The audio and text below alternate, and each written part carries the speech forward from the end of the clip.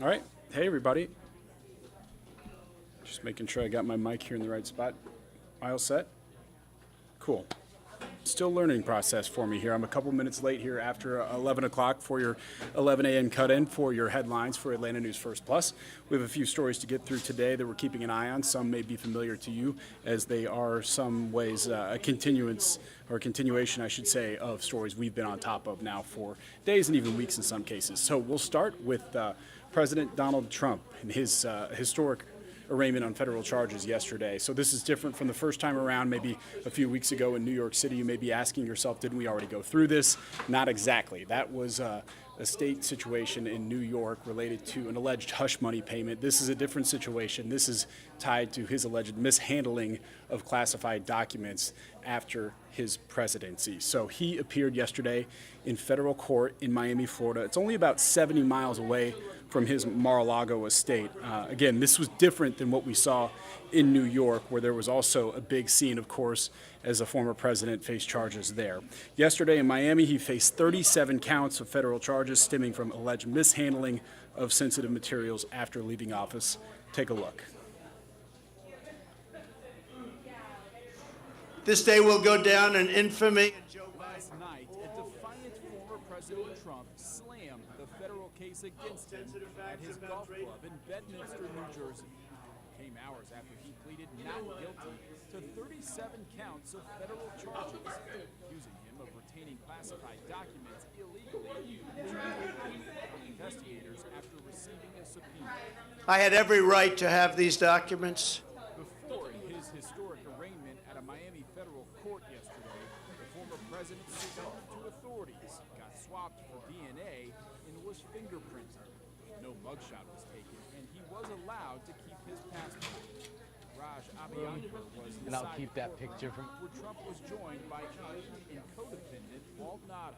It's quiet. There's a few people whispering in the back. Yeah, it's very serious. Special counsel Jack Smith was also in that Miami courtroom. Tuesday, the judge barred former President Trump from talking to his co-defendant about the case. He's also not allowed to engage with potential witnesses, since many of them work for him. That could be tough to enforce. Crowds of Trump supporters and demonstrators gathered outside the courthouse.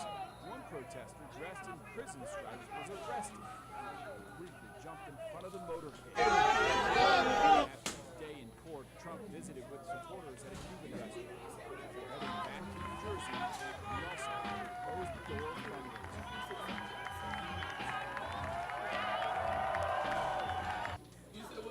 So as you can see there, quite a busy day there for the former president. He had quite a bit of travel on his schedule. He was, of course, arraigned in federal court, and then he campaigned later in the day, making a speech to some of his supporters. Now, one more note, yesterday's appearance came a day before Mr. Trump's 77th birthday, which is now today. His legal troubles also, we know, are not over, both there in Florida as well as here in Fulton County. And we're expecting Fulton County DA Fonnie Willis to announce a decision on possible charges that he faces here related to the 2020 presidential election. Of course, we have well covered that, and you can find more in our Atlanta News First app. We are moving on right now, actually sticking in Fulton County. This has been quite the controversy for people who live in Roswell, specifically those who frequent the historic downtown area there on Canton Street. Now, this is just a section of Canton Street we're talking about. If you live in the area, you're likely familiar with what we are talking about. And essentially, the mayor of Roswell wanted to close Canton Street, or at least a section of it,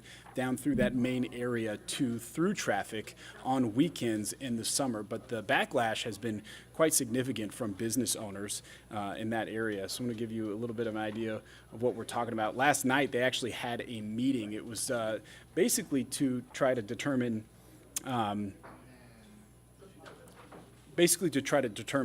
how to move forward with this. They wanted to create a task force, essentially, to further evaluate this issue. Now, business owners are upset because of all the parking spots that their customers would lose. They say city leaders planned this before construction on a new parking garage nearby has even begun. So they haven't come up with alternatives for people who want to drive in that area or drive to these businesses. A lot of restaurants, bars, taverns, and such.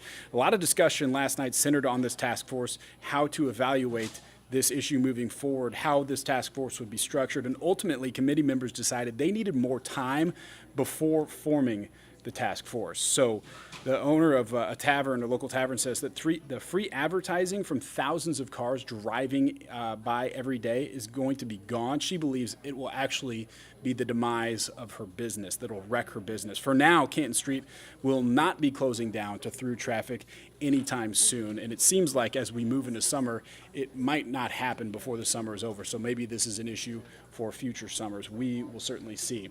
Our next story is one that might sound familiar to you as well. Every day we're hearing more and more about artificial intelligence. It seems to be the hot topic right now. I can tell you, even at Atlanta News First, we're using AI. We instituted some new teleprompters in the studio here recently. Pretty fascinating deal. And basically, you're able to talk.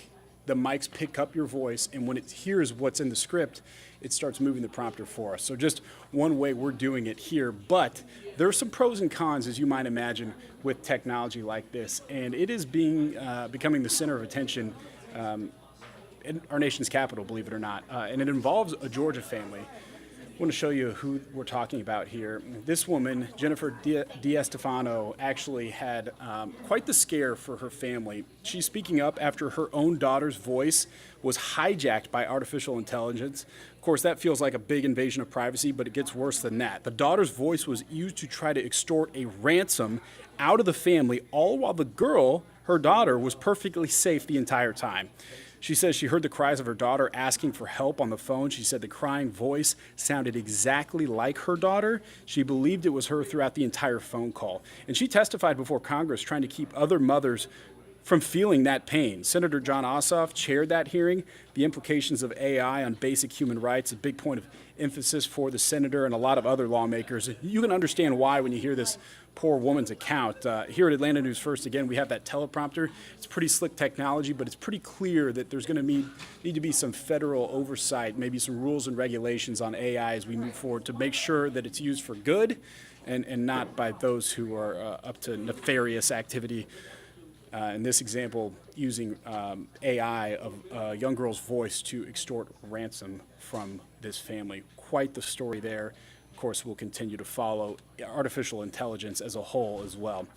I want to move on now to some other national news that's going to impact all of us. It's going to impact our economy. We're talking about the potential for more interest rate hikes. Now, it seems like that will not be the case, but of course, you never know until the announcement is made.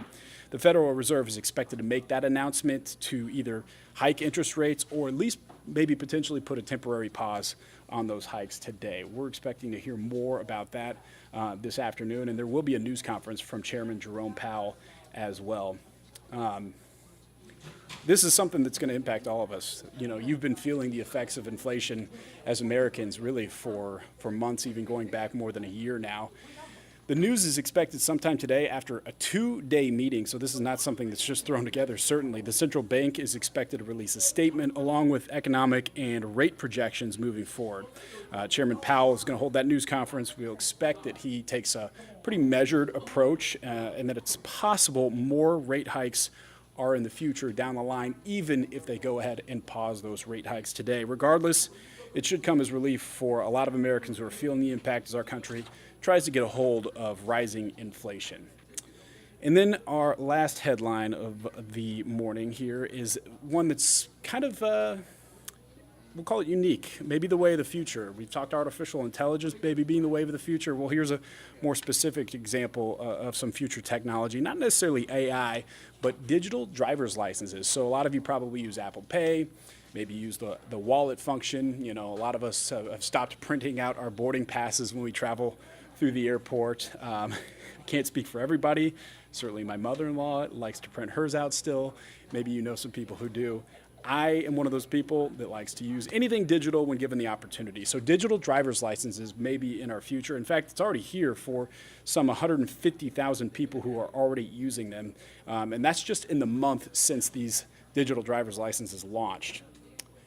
It allows you to keep your driver's license on your smartphones, just like you would, you know, your credit card through Apple Pay. Right now, you can only use them at certain airport security checkpoints, but that includes the T-South checkpoint at Hartsfield-Jackson Atlanta International Airport. So certainly something to keep an eye on as we continue to move away from this paperless society. Look at this, guys. I have paper right here. That's probably going away sometime soon. That does it for your headlines today. I can tell you we're also keeping a pretty close eye on your forecast. We've already seen some heavy rain, even some thunder and lightning move through Midtown. We're going to give you a live look out over Centennial Olympic Park and Mercedes-Benz in the background. Looks like it's clearing up from what we saw earlier, but certainly we expect some more issues, and that's why a first alert is issued for today. You're going to have your full forecast coming up on Atlanta News First at noon. Thanks for watching.